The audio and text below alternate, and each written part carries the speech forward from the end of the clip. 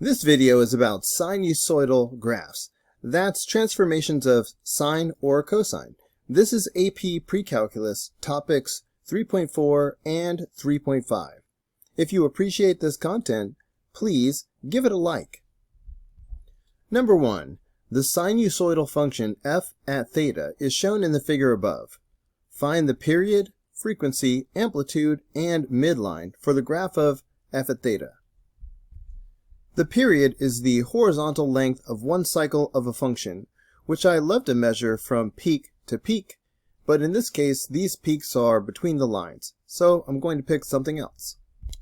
Here I've highlighted one cycle of this function. It starts at 0 and ends at pi, so the period is pi. The frequency is just the reciprocal of the period, so that's 1 over pi.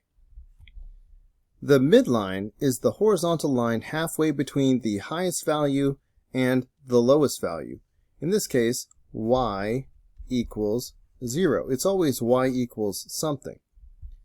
In this case, it was obvious, but if it's harder to see than this, you can always take the average of the high and low value. Add those two numbers up and divide by 2.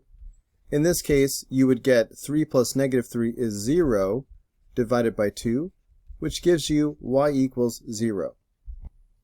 The amplitude is the distance between the midline and the highest value, which in this case is 3. It's also the distance between the midline and the lowest value. The amplitude is always positive.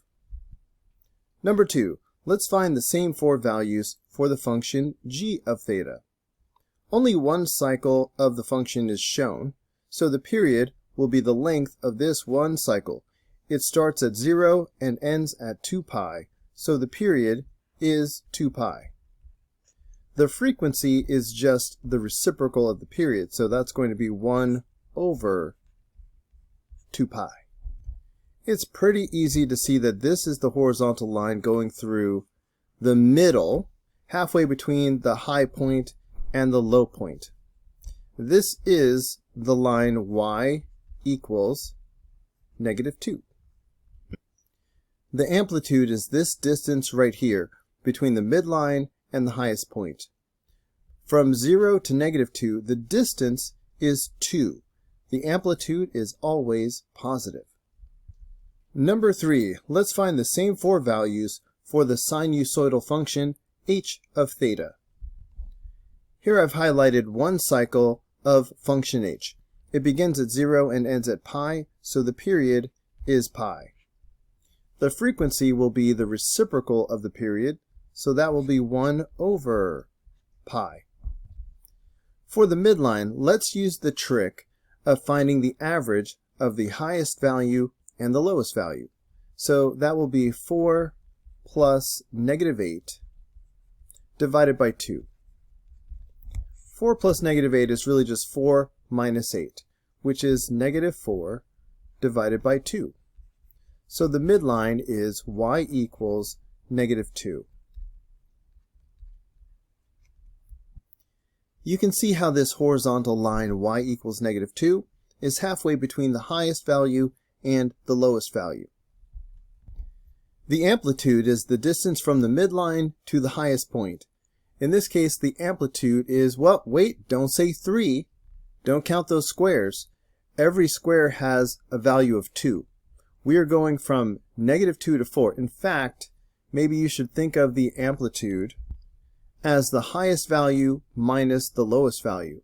So this is 4 minus negative 2, which is really 4 plus 2, so the amplitude is 6.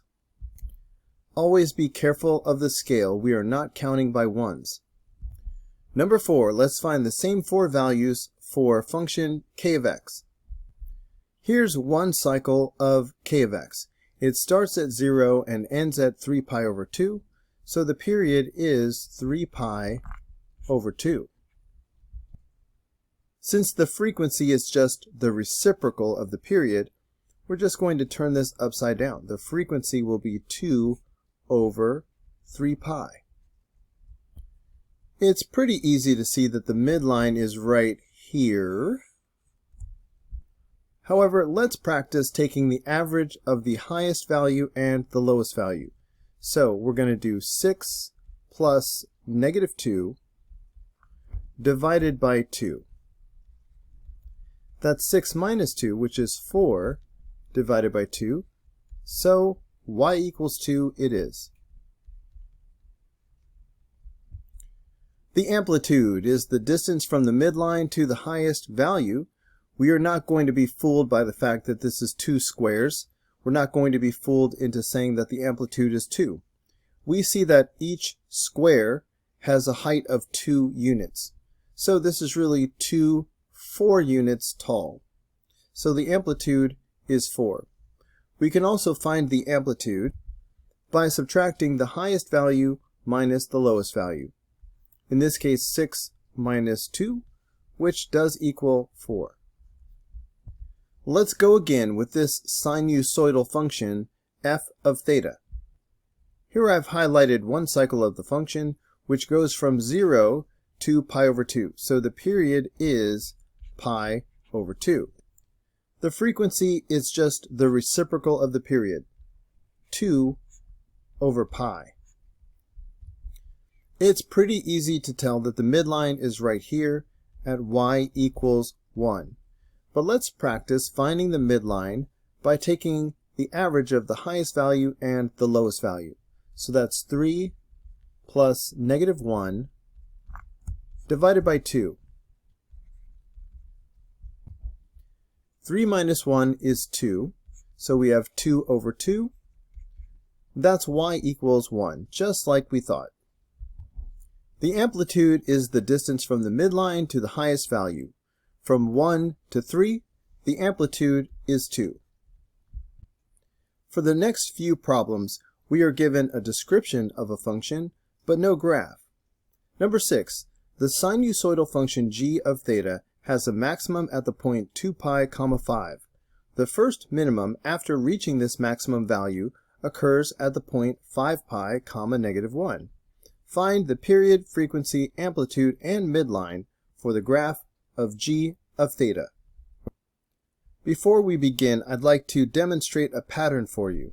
Here is one cycle of the graph of f. Notice that the period is pi over 2. But what about half the period? Let's go back. Half the period is pi over 4. Focus on that. Here's a maximum value, and here is the very next minimum value. Notice that the horizontal distance between max and min is also pi over 4. The horizontal distance from the max to the next min is always half the period. It's even easier to see on this graph.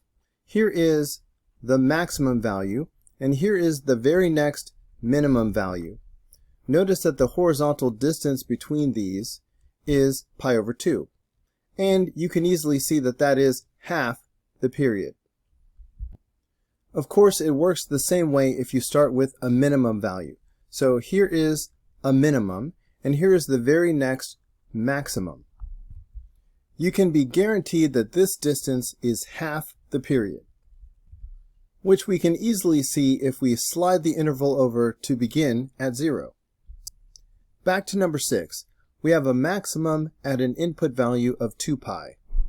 The next minimum is at an input value of 5 pi. We just learned that the distance between 2 pi and 5 pi will be half the period. In other words, half the period is 3 pi. Therefore, the whole period must be 6 pi. The frequency is just the reciprocal of the period, so that will be 1 over 6 pi. The midline is the average of the highest value and the lowest value. So the midline will be y equals 5 plus negative 1 divided by 2. 5 minus 1 is 4. 4 divided by 2 is 2. So the midline is y equals 2. The amplitude is the difference between the highest value and the midline. So 5 minus 2 is 3. Number 7. The sinusoidal function h of theta has a minimum at the point pi over 2, 0. The first maximum after reaching this minimum value occurs at the point pi, 12. Find the period, frequency, amplitude, and midline for the graph of h of theta. On number 6, I taught you that the horizontal distance between consecutive max and min is half the period. So half the period will equal theta max minus theta min. Or on another problem, it could be theta min minus theta max. It's always the second one minus the first one. If you multiply both sides of this equation by 2, you get a formula for the period. The period will always be double the horizontal distance between consecutive max and min. In this case, the horizontal distance between consecutive max and min is given by pi minus pi over 2. So the period will be double pi minus pi over 2. Pi minus pi over 2 is pi over 2. If that's not obvious, just rewrite pi as 2 pi over 2. So you have 2 pi over 2 minus 1 pi over 2, which is 1 pi over 2. Next, the 2's cancel each other out, and the period is simply pi. The frequency is the reciprocal of the period, so that will be 1 over pi. The midline will be y equals the average of the highest value and the lowest value. So 0 plus 12 divided by 2, which is obviously 12 over 2, which is 6. The amplitude is the highest value minus the midline. So the amplitude will be 12 minus 6, which is 6. Number 8. The sinusoidal function k of theta has a minimum at point negative pi, negative 10. The first maximum after reaching this minimum value occurs at the point pi, negative 4. Find the period, frequency, amplitude, and midline for the graph of k at theta. The period will be double the horizontal distance between consecutive max and min. So that will be 2 times pi minus negative pi. Pi minus negative pi is the same thing as pi plus pi. So we have 2 times 2 pi, and the period is 4 pi.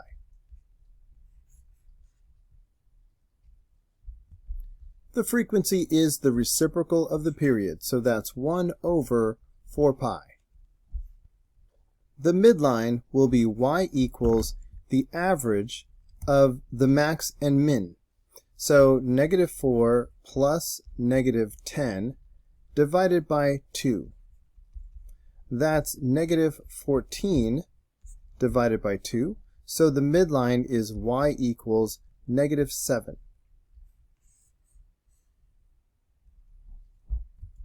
The amplitude is max minus mid.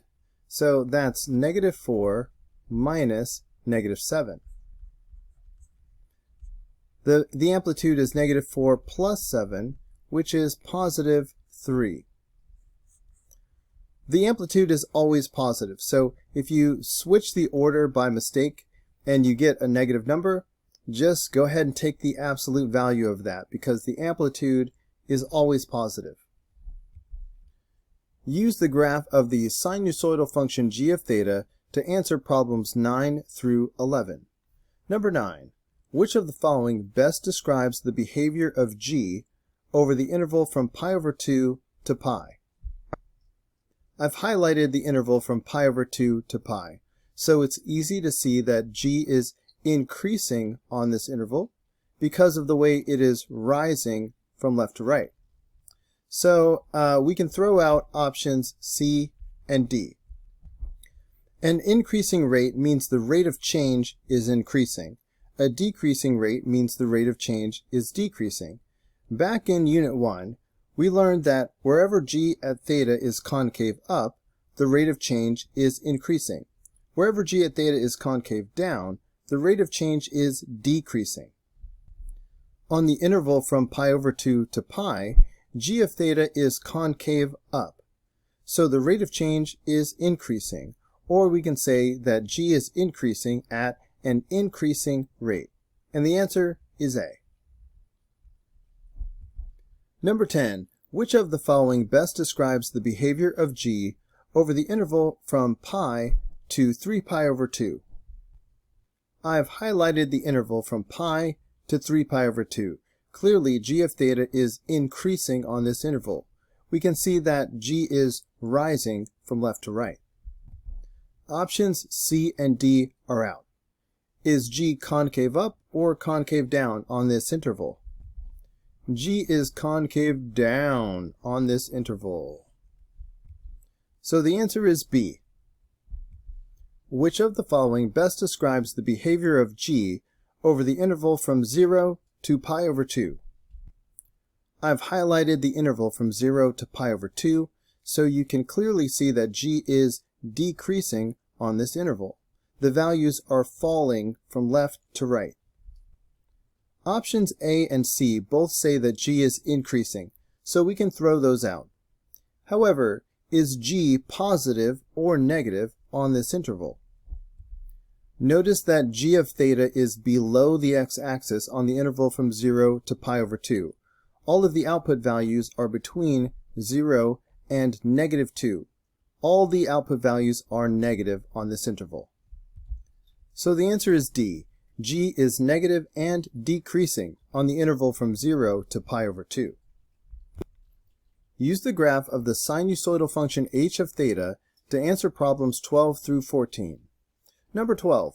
Which of the following best describes the behavior of h over the interval from 0 to pi over 2? Here's the interval from 0 to pi over 2. H is clearly decreasing because of the way the values are falling from left to right, and we can also see that it is concave down. See the upside down bowl shape that this is kind of a part of? So it's concave down and decreasing. So the answer is D. H is decreasing and the graph of H is concave down. Number 13. Which of the following best describes the behavior of H over the interval from pi over 2 to pi? Here's the interval from pi over 2 to pi. H is clearly decreasing on this interval. The values are falling from left to right. Now let's check the concavity. H is clearly concave up on this interval. So H is decreasing and concave up. The fact that H is decreasing narrows it down to options C or D. The fact that H is concave up means that H is decreasing at an increasing rate. So the answer is C. Number 14. Which of the following best describes the rate of change of H over the interval from pi to 3 pi over 2? Notice for this one we are not talking about H. We're talking about the rate of change of H. Here's the interval from pi to 3 pi over 2. The concavity on this interval will tell us whether the rate of change is increasing or decreasing.